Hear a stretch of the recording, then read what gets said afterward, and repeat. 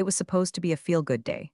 You know, the kind of corporate dog and pony show where they slap together some stale cupcakes and canned emails from the CEO thanking us for being the backbone of Penumbra Technologies. Appreciation Day, balloons in the lobby, paper signs with words like integrity and synergy taped to cubicle walls like a hostage situation. HR had even upped their game, rolling around on squeaky carts, handing out branded water bottles and Trader Joe's chocolate to everyone who hadn't rage quit yet. I just finished a 7 o'clock a.m. call with the offshore dev team and was trying to salvage what was left of my caffeine when I noticed the box. Black, smooth, sleek, not the usual gift bag crap everyone else got. No Penumbra logo, no pastel bow, just this one solitary cube sitting dead center on my desk like a silent dare. I reached for it, half thinking maybe someone from senior leadership had finally decided I was worth more than a thanks, team. In Comic Sans, that's when Darren, my manager, walked past. Mid-step, he froze, eyes locked on the box like it was ticking. "Don't open that," he said, quiet, almost a whisper. I blinked. What? He didn't look at me. Just stared at the box, his mouth doing this twitchy thing like he was trying not to say more. "Can't you see?" he mumbled, then kept walking, vanishing around the corner like we hadn't just shared a line from a corporate horror movie. And that's when my stomach did a somersault. Something was off. The box didn't match the others, sure, but that wasn't it. It was the label on the underside, barely visible unless you tilted it under the fluorescence. Faint print, but I read it clear as day. My name, my ID number, and below it a timestamp, 2:03 a.m., which would have been weird enough if it wasn't for the fact that last month I caught a silent edit in my internal employee profile, dated, 2:03 a.m. That's when I started running my little watchdog script in the background. Quiet, discreet. A tool I wrote years ago when I noticed HR accidentally duplicating old termination templates into active profiles. Mistakes, they said, but you work somewhere long enough. You start smelling the difference between incompetence and intent. Look, I know it sounds paranoid, but when the edits show up at 2 o'clock a.m. and always vanish by sunrise, you stop chalking it up to coincidence. You start paying attention, and now this box, I didn't open it, I scanned it, both sides, took a photo, forwarded it to the internal legal alias. CC'd the board-level compliance contact, the one they parade around in orientation videos like a security blanket for grown-ups. 10 minutes later, the CEO was in my office. Let me just pause here for 1 second and say, if you've made it this far into the madness and want more stories like this, yes, it gets worse before it gets better, hit that subscribe button and give it a like. It genuinely helps the team keep uncovering stories like this. Otherwise, I'll have to go back to decoding HR memos for sport. Anyway, the CEO in my office, not his assistant, not a team's ping, in the flesh with a posture like someone just texted him a photo of his own grave. "Where did you get this?" he asked. But I just smiled, minimized the Outlook window, and pulled up a folder on my desktop titled Trace Logs. He sat down without being invited, which was fine. I didn't plan on offering him a seat anyway. It started small, like most of the worst things do. 3 weeks before the box showed up, I was pulling a late Friday report when I noticed something strange. My Access badge history had a 2 o'clock a.m. update, which was odd, considering I hadn't been in the building since Thursday night, and I sure as hell wasn't remote logging into my profile while binge-watching true crime documentaries in my bathrobe. At first, I assumed it was a system glitch. Penumbra's backend wasn't exactly the crown jewel of modern architecture. We still had software running on frameworks that predated Facebook. But something about the change bothered me. It wasn't just the timestamp. It was the file touched, my performance review summary. An archived PDF from 2 years ago that should have been locked tighter than a priest's liquor cabinet. I double-checked the metadata. It had been accessed and modified ever so slightly. The signature field had a fresh hash. I didn't say anything. Not to Darren, not to anyone. Instead, I resurrected an old tool from my hard drive, something I built for a compliance side project back when IT still thought I wanted to grow vertically with the company. The script was simple. A tripwire that logged unauthorized edits to sensitive employee records, flagged anomalies in login patterns, and quietly backed up the original file to a dead Dropbox folder under a dummy shell account. Back then, it was just a curiosity, something to play with between boring systems audits and mandatory diversity webinars. But now, it felt like insurance. Within 48 hours of deploying it, the alerts started. Saturday, 2:11 a.m. Access to my health benefits form, redacted field updated. Tuesday, 1:49 a.m. I emergency contact information overwritten, then changed back 30 minutes later. Thursday, 2:04 a.m. A PDF labeled conduct summary. 2022 was created in a hidden directory tagged privileged review queue. That was a file I'd never seen before. And it wasn't just created, it was digitally signed. By me. Except I'd never touched it. And I don't care how savvy you are in Adobe Acrobat. Nobody accidentally forges a digital signature at 2 a.m. That's when it hit me like ice water down the spine. Someone was laying groundwork. Someone wanted a paper trail. And if I had to guess, that paper trail would be brought out, laminated and smiling, the minute I hit the next vesting cliff on my stock grants. Because here's the thing they don't tell you in orientation: your value to the company is a seesaw. One side is your contribution, the other, your cost. Once you tip too far into the expensive veteran category, the calculation changes. Quietly, I started staying late, not to work, to watch. Every time I left the office, I unplugged my monitor and packed up my encrypted drive. Every time HR pinged me about updating emergency contacts or re-verifying tax forms, I saved a local copy and logged the timestamp. And Darren, he started acting strange, too. Distant, light in the way you are when you know someone's name is already etched into a spreadsheet you can't unsee. But still, I didn't confront him. Not yet, because if they were laying a trap, I wanted to see the whole blueprint. Then came the weekend that clinched it. I was logged out, gardening in peace, when I got a ping from my script: unauthorized access to user profile. mthatcher//source, HR master terminal//time, 2:03 a.m. Same time, same access point. Again, that was the third time. And 3 times in systems like ours isn't coincidence, it's a routine. They'd built a pattern. What they didn't know, what they still don't know, is that I'd been building one too, not in memos, not in meetings, in code. And that's the thing about patterns. Once you see them clearly, you stop playing defense. Back in the present, that box sat on my desk like it had been hand-delivered by the Grim Reaper in business casual. The office buzzed around me, all fake warmth and overcompensating cheer. HR was laughing too loudly at someone's joke by the coffee machine. Marketing was still fighting over who got the last gluten-free cupcake. And somewhere near the break room, someone started blasting Walking on Sunshine like we were all extras in a pharmaceutical commercial for seasonal depression. But all I could hear was the thump of my own heartbeat. Because that box didn't belong. Not just in style, not just in tone, but in intent. I leaned closer, squinting against the glare from the overhead lights. There, barely noticeable unless you were looking for it. A faint laser-printed label on the underside. No barcode, just 3 things: my full name, spelled out formal like a courtroom deposition; my internal employee ID, a timestamp. 02:03:17 a.m., that same time, that same signature. And then I saw it. Below the timestamp, in barely their microprint, a signature hash. Mine. Or at least the version someone had lifted from a digital form 3 years ago. I didn't even flinch. I didn't call Darren. I didn't email HR. I didn't crack open the lid like some desperate sap hoping for scented candles and a gift card to Olive Garden. Instead, I reached into my bottom drawer, pulled out my portable scanner, the one I kept for tax season, and scanned the entire outside of the box. High-res, front and back. Saved it to a folder called Q4 Surprise because I still had a sense of humor. Then I composed a single email.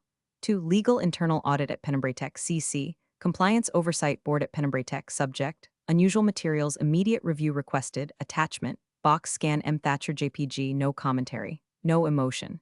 Just the kind of cold, clinical documentation they teach you to do if you ever want to keep your job and your pension. And then I waited. Not 2 hours, not 20 minutes, 10. 10 minutes later, the CEO walked into my office without knocking. His tie was crooked and his jaw was locked in that way people get when they're about to pretend everything is fine. "Where did you get this?" he asked. No greeting, no small talk, just 6 words that confirmed everything I needed to know. I didn't answer. I just turned my monitor toward him and clicked open a file I had saved weeks ago. /logs/pattern x/internal edits metadata chain xlsx. I kept my face blank. Let him sit with it. Let him feel the weight, because he knew. And I did too. See, what I hadn't told anyone, not Darren, not even my own reflection, was what I'd found on my last metadata pull. The document that was modified at 2:03 a.m.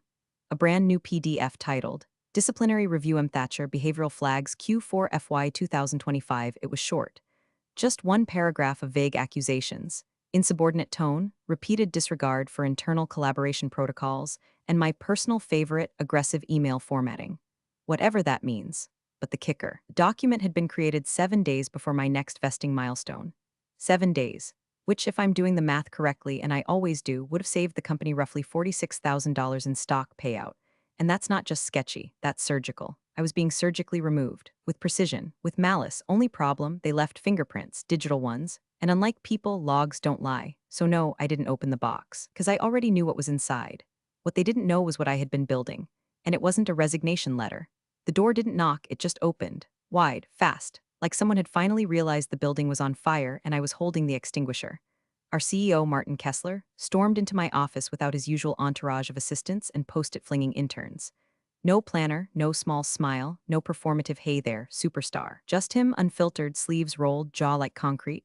"Where did you get this?" he asked, voice low, clipped like someone trying to sound casual with a detonator in their coat pocket. He held a printout. I didn't have to look to know what it was. I didn't stand, didn't blink. Just leaned back in my chair, swiveled slightly to the left, and double-clicked the desktop folder I'd been waiting weeks to open. Trace logs, the name lit up like a lighthouse beacon.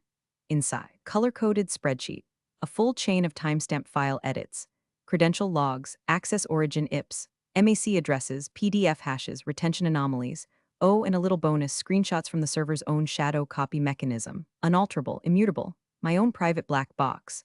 Martin's eyes tracked the screen, and I saw it, that flicker of panic buried under 10 layers of corporate polish.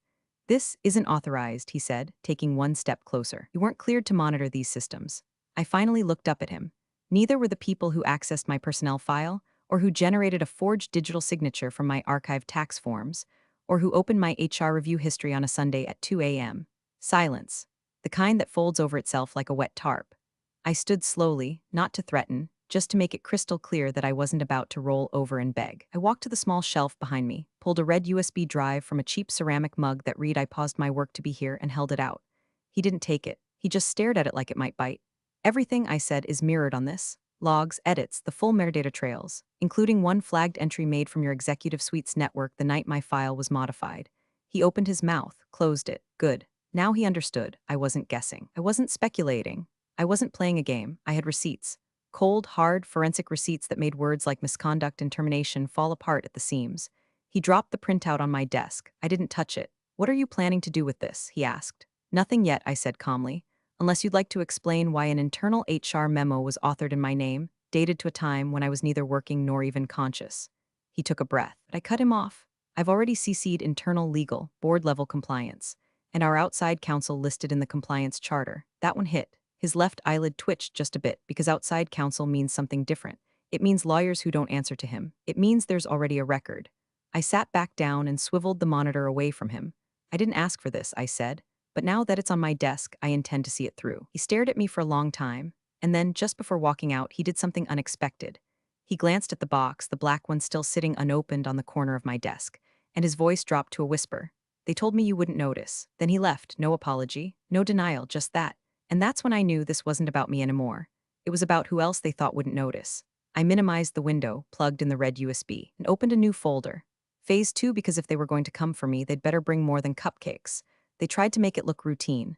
Mid-afternoon, my Outlook pinged with a calendar update. Leadership Operations Debrief Conf RM5 at 2:30 p.m. No agenda, no invite. I hovered over the attendees, Kessler, legal, HR, and the chief compliance officer. Plus Darren, my manager, not me. The woman whose name was forged onto an internal disciplinary memo and left on her desk like a dead fish in a mafia flick? Yeah, not invited. I didn't argue, didn't even pretend to be surprised. I just closed the email, sipped the burnt coffee I'd been ignoring since that morning, and composed one last message. To Gibson Trent at Harrington Legal Com, CC, Audit Board at Penumbra Tech Com. Subject, urgent compliance concern. File tampering evidence and escalation path attachments. Trace logs, phase 2 docs, red USB image sent, and just like that, the spider's web began to twitch. See, this wasn't just a case of one forged document. That would be reckless. Lazy. No, this was orchestrated. Clean. Cold. They'd been using old approval macros, ones embedded in outdated templates from our legacy HRIS system, ones that allowed the insertion of retroactive data into an employee's file without triggering the usual alerts. The macros were obsolete, deprecated 5 years ago, but they weren't deleted. They'd been repurposed. The logs showed them in use across 12 employee profiles, 10 of which had been exited in the past 18 months, most over 40. Most with stock packages vesting within 60 days of their performance concerns. All women, and every single one had a memo with that same pixel offset alignment issue in the header. A formatting tell you'd only catch if you were looking at the source file. I didn't need to dig up motive. The numbers were motive. HR saved nearly $1.4 million in unvested equity from those terminations. And guess what appeared in the internal proposal that promoted the current CCO last quarter? Bullet point about cost containment initiatives tied to attrition modeling. Grim clarity doesn't arrive with thunder. It's quiet, hollow, like realizing the fire alarm has been disconnected the whole time you were waiting for help. And Darren, I'd spent the better part of the week convincing myself that his warning, the whispered "don't open that," was some kind of redemption arc. Maybe he'd grown a spine. Maybe he realized that whatever they were pulling had gone too far. But then I found his approval signature. Dated, logged, stored in the macro authorization trail. He'd signed off on my memo, 32 days ago, right before a strategic realignment meeting I wasn't told about, not out of loyalty, not out of some moral awakening, out of guilt. He couldn't stop it, but he couldn't own it either.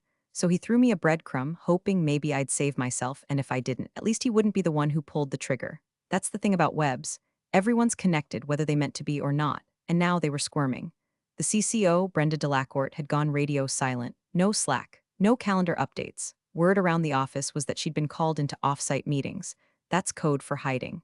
The HR director, Melanie, was still making the rounds with her fake grin, but her emails started coming from a delegated assistant. Another sign, smoke before the fire. I minimized the inbox and watched the conference room through the glass slats in the blinds. They were all in there, talking, pointing. One of them slammed a binder closed, and still no one called me in because they thought I'd wait. They didn't know the outside counsel had already replied, received and acknowledged, starting preliminary audit process now. Tick, tock. Silence doesn't always mean peace. Sometimes it's just the sound of panic trying not to scream. By Monday morning, the air at Penumbra was different.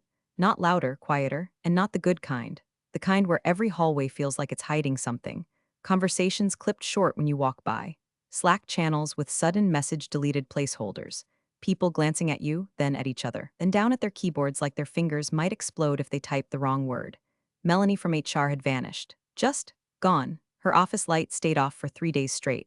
Someone said she was working remotely for health reasons. Another said she'd been reassigned to a special project.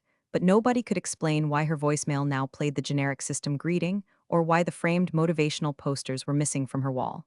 Brenda, our esteemed chief compliance officer, allegedly went on vacation. That's what the out-of-office reply said. No location, no return date, no backup contact. Right? Because nothing says totally innocent like a sudden tropical getaway the day after an internal audit flag lands on your desk. And legal? Oh, legal had gone full bunker mode. The only email coming from their team was a one-line statement that looked like it had been copy-pasted from an HR template circa 2009. We are aware of recent concerns and are conducting an internal review. That same boilerplate showed up on the internet homepage, too, nestled between pumpkin carving contest results, and a poorly cropped photo of the CFO smiling next to a lukewarm buffet tray. But behind that canned silence, knew something else was happening, because the folder I'd labeled trace logs, it had legs. One by one, I started noticing strange behaviors from people in the legal department. A junior associate in the elevator said, "Nice work," then looked horrified that he'd spoken. The assistant general counsel requested access to my SharePoint audit trail and CC'd the VP of Risk Management. And someone from InfoSec tried to schedule a routine workstation backup, only to cancel it 20 minutes later with no explanation. The wildfire had started, and I'd handed them the match. Inside that folder were 18 months of patterns, access logs, user trails, even deleted Slack conversations I'd pulled from an admin cache when they thought no one was watching. The same names kept popping up: Brenda, Melanie, a rotating cast of mid-tier HR drones. But the targets, those were consistent. Women, over 40. Tenure packages thick enough to choke a compensation committee. Every single one had been praised in quarterly reviews. Most had glowing peer feedback. And yet all of them had mysterious compliance concerns pop up in the months before their vesting dates. And all of them were gone. Voluntary departures, restructuring redundancies, retirement transitions. But the logs said otherwise. One woman had her internal access revoked the same hour she was overseas at a leadership summit. Another had been assigned a performance coach after 12 years of spotless service, and just weeks before she was due $80,000 in equity. They didn't push us out with pink slips. They poisoned the files, made it look like we'd poisoned ourselves. That's the genius of digital manipulation. The more official it looks, the less anyone questions it. And Penumbra had been betting on that, betting that no one would notice, that no one would compare notes, that no one would think mere data could bleed, but I noticed. And now, finally, so had the lawyers. I kept quiet. I didn't gloat. Didn't send any "I told you so" emails or drop by anyone's office with a smug face and a latte, because this wasn't over. Not yet. I wasn't aiming for headlines. I was aiming for accountability. For a crack in the foundation wide enough that they couldn't plaster over it with another press release. And cracks were showing. The executive calendar had been locked. The bi-weekly all-hands was canceled without notice. And whispers started to float. The board was involved. External auditors had been contracted. There was mention of subpoena prep, but the best part? One of the lawyers forwarded me a message, no comment, just the thread. It was Brenda's Slack history, a hidden admin-only thread. And in it, can we use the old macro trick again for M. Thatcher? Darren's already pre-cleared it. Need her flagged before the Nov 4th deadline. Nov 4th, my vesting day. I stared at the message for a long time. No rage, no panic, just that deep, bone-cold feeling of justice simmering under the surface. They tried to erase me, but now I was the highlighter. It happened on a Wednesday, not a dramatic day. No fire drill, no stock crash, just one of those dry, gray midweek hours where the office smells like over-toasted bagels and everybody's trying to survive. until Thursday without breaking something. The board member's name was Elaine Moore, Senior Governance Liaison, which is corporate speak for the person who makes sure no one accidentally drags the company into federal court. We'd only ever exchanged a few emails, always formal, always distant. But I'd done my research. She wasn't flashy, but she was sharp, known internally for spotting fraud patterns before audit firms did. And more importantly, she didn't answer to Martin or Brenda or HR. We didn't meet in a conference room. I asked her to come down to the old innovation lab, an unused glass cube in the basement, mostly abandoned since the DevOps team staged a mutiny over the vending machines. No one ever went down there. Perfect. She walked in, trench coat still damp from the rain, and without preamble, said, "You asked for 10 minutes. Go." I nodded. No small talk, no preamble of my own. Just reached into my laptop bag and pulled out a red flash drive labeled in black Sharpie. "RED folder access." She raised an eyebrow but didn't touch it. "What's on it?" she asked. "Everything," I said, calm, not smug, just steady. Access logs, authorization trails, template macros, Slack message recoveries, timeline of edits made to internal personnel files over the last 18 months, mapped against each employee's stock vesting schedule. Elaine didn't blink. "There's a pattern," I continued. "Targeted terminations. Mostly women, mostly over 40. Every case tied to falsified behavioral flags or performance documentation. The files appear legit, but the edit history tells a different story." Still nothing. Just her eyes, scanning me like a retinal scanner. I kept going. "The approval macros? They're reused, outdated, buried in the company's legacy compliance tools. And in every flagged case, there's metadata showing edits done between 1 and 3 a.m. from admin consoles with spoofed credentials." She crossed her arms. "Who?" "Brenda, Melanie, a few mid-level HR staffers. Darren signed off on mine." I didn't pause, and one entry, just one, routes back to Martin's suite. Elaine was quiet for a second, and stepped forward and took the flash drive. "What do you want me to do with this?" she asked. I shrugged. "I already did what I had to. CC'd legal, triggered audit oversight, logged it all through proper channels. This," I tapped the drive. "This is just the part I kept off the grid, in case the rest gets buried." She weighed the flash in her palm like it might detonate. Then finally, she cracked the faintest smile. Not warm, not kind. Kind you give right before someone else learns what a guillotine feels like. "You built this quietly," she said. I nodded. "You built this well." I didn't respond. I didn't need to, because in that moment she understood the real story. Not just the data, the intention. The slow, methodical silence of someone who'd been surrounded by power for too long but never owned any of it. And now, finally, I did. She slid the flash drive into her coat pocket, offered a crisp, professional thank you, and turned to leave. Before she reached the door, I said one last thing. "There's a message on that drive, a Slack thread." Elaine paused. "It's Brenda. She asked Darren if they could use the old macro trick again. Her words, she even mentioned my name, said she needed me gone before November 4th.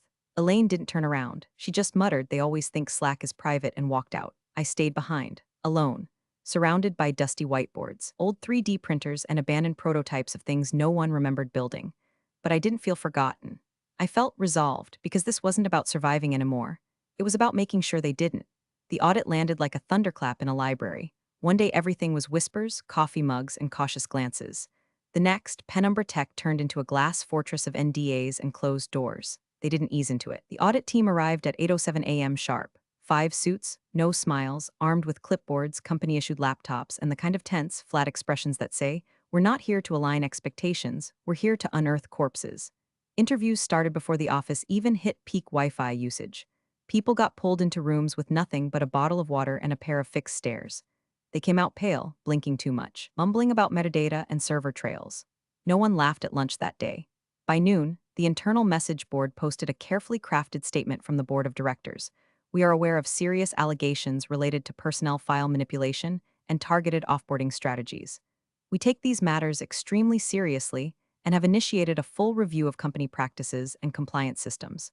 There will be full transparency throughout this process." Translation: someone lit a fire, and now we're pretending we didn't smell the smoke for a year and a half. The HR director, Melanie, didn't show up at all. Her profile disappeared from Slack by mid-afternoon. A brave soul from finance tried to check her calendar to see if she'd scheduled vacation, but her Outlook was wiped. Blank, like she'd never worked there. Then someone noticed her LinkedIn was gone too, deleted. Not deactivated, obliterated. No trace. She went from people leader of the month to digital ghost in less than 6 hours. Brenda, our fearless chief compliance officer, an all-hands email from the comms team dropped right after 4 p.m. Effective immediately, Brenda Delacourt has resigned from her role as CCO for personal reasons. We thank her for her service.